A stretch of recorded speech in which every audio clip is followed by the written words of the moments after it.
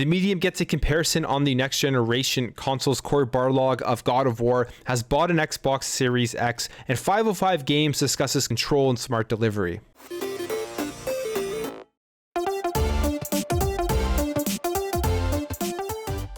So the Medium, a previous day one Xbox Game Pass game not available on the PlayStation 5, is now available on the PlayStation 5, and we have a next generation console comparison. Now, I played the Medium when it first came out. I thought it was a really good game, a great psychological thriller / horror style of game, and I thought the graphics were actually really good as a game to show off the beginning part of this generation and just kind of what these consoles could start to do. So this comparison comes via the YouTube channel El and Elisa to Bits, and it's a pretty decent comparison where we see the differences between the Series X, the PC, and the PlayStation 5. But here is the gist of what is going on. So the PlayStation 5, the biggest thing right now missing from it is that it does not use any ray tracing at all, whereas the Series X did implement ray tracing within ambient occlusion and reflections, and the Series S did not have ray tracing either. So the PS5, in terms of the ray tracing part, is on par with the Xbox Series S. Now, for the lighting, the ambient occlusion on the PlayStation 5 has been modified, giving good results in some places and worse results in other places. So like they say here, for example, like at the beginning of the game, I guess it really depends on what sections of the game where the lighting could have been improved on. They did improve it with the PlayStation 5 version. So in the beginning room, they changed the lighting of the rooms and just kind of how they look and how it shows up on the screen. Now, this next part is interesting because with the Medium on the Xbox Series X, it was dynamic 4K, and it would go sometimes at 1080p, even a little bit below that, all the way up to 4K, depending on what was going on during that scene. But because the PlayStation 5 is actually lacking ray tracing, they can hold a higher dynamic resolution. So generally, the PlayStation 5 version stays above 1260p, and that isn't surprising at all, just because of how taxing ray tracing is on the systems. You need a powerful console to be able to actually implement ray tracing. Well, the Series X, being the more powerful console, still being able to have the dynamic 4K with ray tracing, where the PlayStation 5, they just decided, hey, let's not put the ray tracing in, give a higher resolution, and overall this will give the PS5 users the best experience with that console. But what else is interesting about this is that the PlayStation 5 actually suffers more stuttering than the Xbox, especially in the cinematics they say here. So the game runs at 30 FPS, and there were slight stutters on the Series X, but I guess on the PlayStation 5 there are more stutters even without ray tracing. There are some differences, I guess, in the shadows where they appear harsher on the PlayStation 5 compared to the other platforms, and the anisotropic filtering is improved on the PlayStation 5 over the Series X. Now, the texture qualities are all the same within all the versions, but also on PC you have certain settings that aren't available on the console versions of the game. But this last point here is actually one of the most intriguing points of them all, and it is that the loading times are twice as fast on the Xbox Series compared to the PlayStation 5. They say here, though, PS5 loads textures faster on startup. So that is very interesting, because we know with the PlayStation 5, the big selling point, the big marketing thing for them was their SSD, and we've seen already some games load faster on Xbox over PlayStation 5, and a lot of people attribute this to things like backwards compatibility and blah blah blah. But this time, this is not a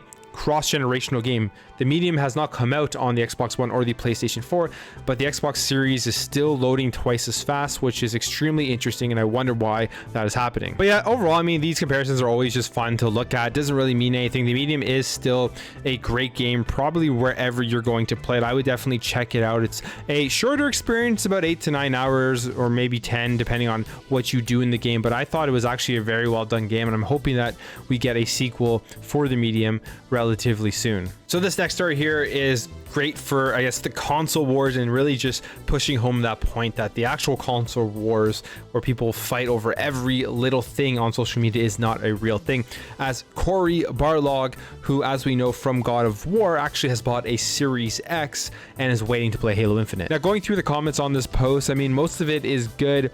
There is some console warrior stuff in here where people are confused why I bought an Xbox Series X, but a lot of them are just supportive and happy for him. But what I liked most about this post is that we're starting to see this more and more. And I think Phil Spencer was kind of like the champion of this. Now, don't quote me on that. I could be wrong, but every time you would see a game from PlayStation, a game from Nintendo, a game from a developer that everybody was excited to play, got good reviews, and it was getting well received, Phil Spencer would reach out on social media and congratulate them. And we've seen this recently even from PlayStation with, I think, Shuhei Yoshida and Herman Hulse both congratulating Xbox and Double Fine for the release of Psychonauts 2. So more and more, this is becoming a trend on social media where people from the big gaming companies, they put it out there that they play everywhere. They have consoles from Xbox, PlayStation, Nintendo, and they don't care about the console warrior stuff. So that's good to see. And overall, I mean, Halo Infinite, I can't wait, and we'll have to see if he actually plays it and maybe talks more about it when Halo Infinite releases. And finally, here we have 505 Games talking about Control and the lessons they learned from the Xbox Series X and S upgrade system that they tried to go through with not using smart delivery. So as we know, smart delivery has been one of the best things in this generation, like by far. When you look at smart delivery and then you compare it to how PlayStation specifically is having people upgrade their games, most recently with Horizon in February, where you're gonna have to literally buy both versions of the game. If you have a PS4 and then you get a PS5 and you want to play on PS5, you'll have to go out and buy Horizon at full price. But with smart delivery, it has been honestly one of the best things in this next generation, one of the best things in gaming to come out. It wasn't just a buzzword marketing, as we've seen Xbox gamers really reap the benefits of not worrying about what version of the game they have, because the console that they're playing on, that is the version that they're going to get. So when Control got that Xbox Series X and S upgrade, for some reason they decided to not go through with the smart delivery and that you would have to buy the next generation version of Control. So the company's president, Neil Rowley, talks about this, saying every transition from one generation to another creates challenges for both development and publishing. The smart delivery option, if I can use that term to generalize, was something we hadn't faced before as an industry. For Control, we made certain decisions, restricted how we could perform smart delivery for the next gen version of Control. They were the correct decisions at the time, but they created those blockers. We were unable to backtrack and reorganize how we were developing the Ultimate Edition for there to be a sensible and fair way to do smart delivery. We learned a lot from that.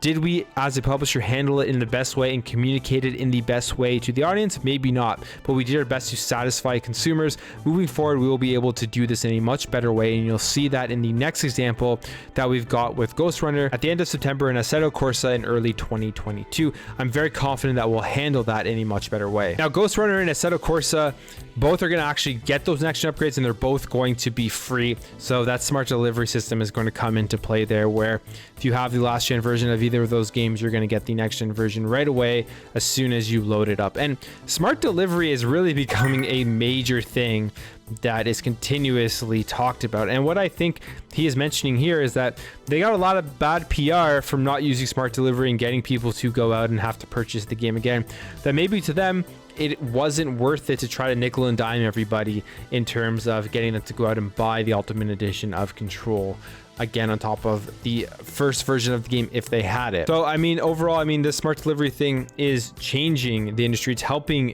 gamers and consumers, because I think maybe if smart delivery wasn't there, we wouldn't see this generosity from all of these developers and publishers where we're just getting those next gen versions for free. I think we would see a lot more of the industry going along the lines of what PlayStation is doing, which is really double charging their consumers for their games. Anyways, guys, that's it for me. Let me know what you think about all this in the comments below. Let me know what you think about the medium comparison, Corey Barlaw getting an Xbox Series X, and 505 Games giving in to smart delivery. If you enjoyed this video, make sure to hit that thumbs up button if you're new here and you like what you see throughout this video. I'd really appreciate you hitting that subscribe button to help this channel grow and help grow this community so we can have great conversations in the comments below. Thank you again for watching. Thank you for your support, and I'll catch you in the next video.